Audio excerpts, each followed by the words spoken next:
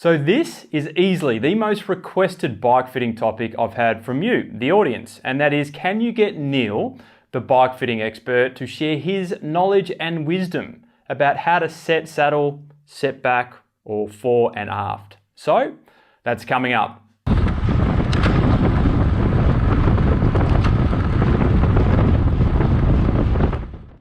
So welcome back to the 25th edition of the RCA Training Tip Show, where today I'm joined again by the bike fitting expert Neil Stanbury, who's been fitting road cyclists for 10 years in conjunction with being a sports physiotherapist. In this video, Neil provides a fair amount of context up front, sharing with us all the indicators of your saddle being too far forward and then too far back before outlining a method you can use to set your own fore and aft position. Now, I wanted to front load this video with something that Neil said after we'd wrapped up the conversation. You see, he didn't mention the famous method COPS, which is knee over pedal spindle, which has traditionally been a method used by many bike fitters to set the right saddle fore and aft position. So this is what Neil had to say about why he didn't go there. The plumb bob. The plumb bob, yeah. That's a classic one, that one. Yeah, but that's... If anyone can explain to me the logic, a very logical biomechanical explanation for why that's a good idea, let me know. Right. It's a starting point. Right. You know, because it depends upon your cleat position, the length of your tibia, the length of your femur. There's all these other things which are like, there's just no correlation. There's too many possibilities outside of that really basic static measurement of the plumb bob knee trick. Even the position of, like, the shape of your knee. If you've got a tibial tuberosity that sits up or down, your setback might change by 10 millimeters, you know? So right. There's just so many problems with that idea that it's just not even, it's not even worth trying to. And that's why you didn't mention it. Now, before Neil shares his wisdom with us all, I wanted to remind you that the Up-Level Road Cycling course for cyclists keen to take their performance to the next level is reopening at the end of October, and I am welcoming in 50 members only into what I'm calling a beta program, because it's a brand new course. So I'm looking for people not only that are keen to take their cycling performance to the next level, but are also willing to share their thoughts and feedback with me as they go through this brand new course. And in return, you'll get the course for a discounted rate. So that's coming at the end of October. But in the meantime, you can download my free ebook for road cyclists, which I'll link to below. So let's get into it. If I was to just stick it on my bike, how would I go about doing it? Yes, yeah. This is much more complicated and difficult to enunciate clearly than like the seat height video that we did. Right. Why is that? It's because when a client of mine once I was describing this to him, and I said, it's like a jigsaw puzzle. And he said, no, a better analogy is that it's like a spider's web. You tug on one end and everything else changes at the other end. Right. And bike positions are like that. So let's say, for example, that your bars are way too high and the stem's too short.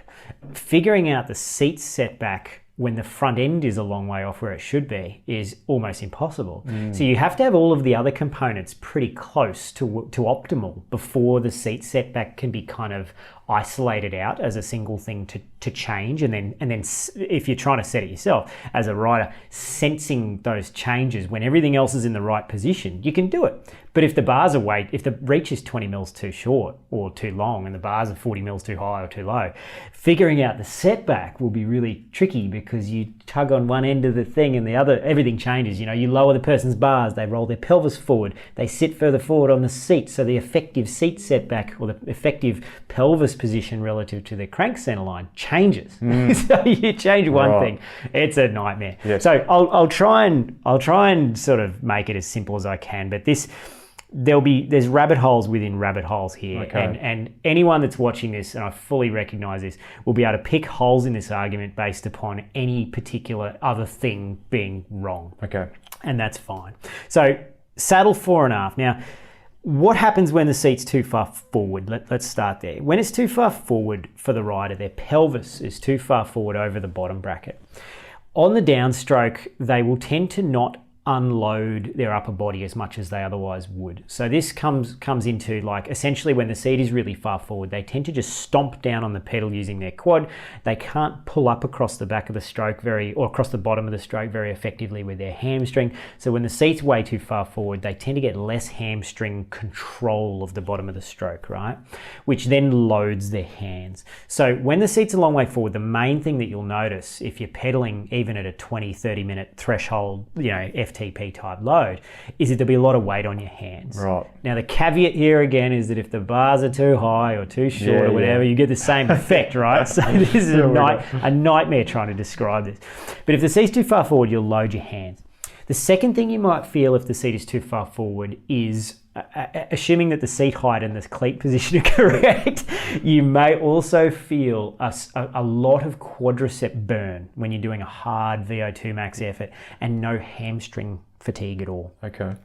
Because of the disengagement, I guess, of the hamstring across the bottom of the stroke. It's just not controlling the stroke. So quad burn, too much weight on the hands if the seat's too far forward.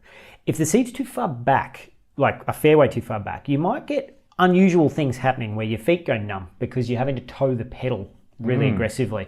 You might get stuff like, upper hamstring pain on both sides because the hamstring is acting over such a large duration of crank rotation. You might find that your quads don't really feel like they're burning up much unless you're climbing a hill, sitting forward on the seat. So you'll get an uneven spread of load going back the other way. So the posterior chain will get overloaded and the quads will do less. There are some people, however, who actually experience the exact opposite of that. It just depends on how their physiology reacts, right? But if the seat's too far back, you'll also notice that the reach out to the bars becomes a real problem. And again, if the reach is too long anyway, you'll get the same effect. Yes. So you might find yourself having to project your scapulars forward and reach out to the bars. You might find that there's no weight on your hands, but you're having to lock your elbows out just to get out there. Yes. So you may feel like you're too light almost on the hands and everything's too far away from you. So those are the basic consequences of the seat setback being too far back or too far forward, and all of that relies upon the seat height, the cleat position, the arch support, the Q factor, the front end height and the front end drop being roughly correct to feel those things. So how do you set it yourself? You must make sure all those other things are right first. Of course. Which is very difficult. Yeah. Very difficult. And then once you've got this isolated, your best bet is to do a similar thing to what we described in the video about the numb hands, because this is highly tied in with load on the front end. In fact, the best kind of way of setting your setback is to ride as far forward as you possibly can with the seat before there is an increase in load on your hands. So set yourself up on the trainer, do that balance test that we talked about, Steve Hogg's balance test, where you're riding at a 20-minute effort and you maintain that effort, and then you swing your hands back next to your waist. And if you can maintain the position with just a slight propensity to tip forward or a slight increase in your cadence, but you don't feel like you're going to face plant, your seat setback is probably pretty close to where it should be. If you're nice and light on your hands, it's probably fairly close to where it should be. I think it was Bernardino used to say that you play the piano. Yes. If you can play the piano on the bar tops, it usually means your setback is fairly close to where it should be. If the rider is really light in the upper body and they've got really good core strength, however, they'll pass the balance test anywhere. Yes. Like I can do it anywhere because I'm so light, right? And I'm reasonably stable. But if any kind of person who's got a bit more mass than me in the upper body, the balance test becomes more and more effective. But for really lightweight, strong riders who can stabilize themselves well, it's very tricky because they're fine anywhere. And that's when you've got to go to that the load issue. Are you feeling excess burn in your quads? Are you feeling excess burn in your upper hamstring? And then tickle the seat setback to spread the fatigue as evenly as you can across your quad and your hamstring in particular. Yeah, and you should basically ride as far forward as you can until you start increasing the load on your hands. Generally. The caveat being that if they're too good, they'll pass the test anyway. Yes. Yeah. So the easiest way to do this is to experiment. It's not like there's a lot of experimentation to occur, right? True. There's only about 50 mils of travel on most. So how far would you, if you were going out and doing it, how far would you move it each time? So what I would do, if you wanted to experiment here, shove it all the way back. all the way back on the rail and go for a couple of rides. It'll almost certainly feel silly. You'll feel too stretched out. You'll feel no weight on your hands. Start creeping it forward in 5 millimeter increments. 5 millimeter, okay. Yeah, ride for, 20 minutes with it 5 millimeters further forward, and then get off and move it another 5 mils and creep it through the range. And somewhere in that range, you will find a point where you think, I'm doing some efforts here, and I'm feeling my hamstrings engaging nicely across the bottom of the stroke. While you're doing this 20-minute time in a specific position, you should do like a threshold effort for 2 or 3 minutes, something like that. Something like that, yeah. Like a 20-minute effort, a 20-minute load, for 3, 4, 5 minutes or something. You could do it on a trainer if you'd like. It's a bit easier on a trainer. Although it's better to mimic it in the real world, because in the real world, your saddle is never, the fore and aft position is never static, right? Because if this is your crank centerline and here's your seat, if you're on a 1 degree incline, yes, your seat moves back 10 millimeters.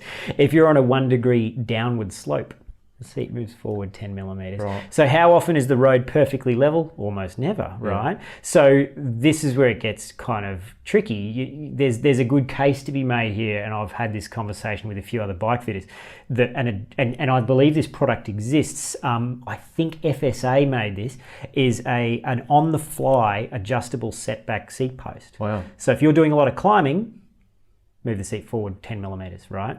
Because as the road goes up, your pelvis will actually go back 10, 15, 20, 30 millimeters, depends how much the road tilts, and it depends how high your seat height is.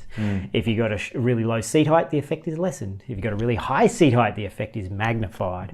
So this is why when you're climbing at high intensity, a lot of people creep forward on the seat, because they're unconsciously trying to get their pelvis forward over the bottom bracket when it's been pulled backwards as the road is changing. You can try and do it that way. It's best done over rolling terrain, with subtle up down variations on the road, preferably. Get off every 5 minutes, move it fore and aft, and eventually you'll find a position, hopefully, if everything else is roughly in the right spot, you'll find a position where your balance feels the lightest on your hands. You're getting smooth control of the bottom of the stroke. You don't feel like you're just chopping with your quad doing all the work. And that is probably a pretty close place to start for your seat setback. Yes. Okay.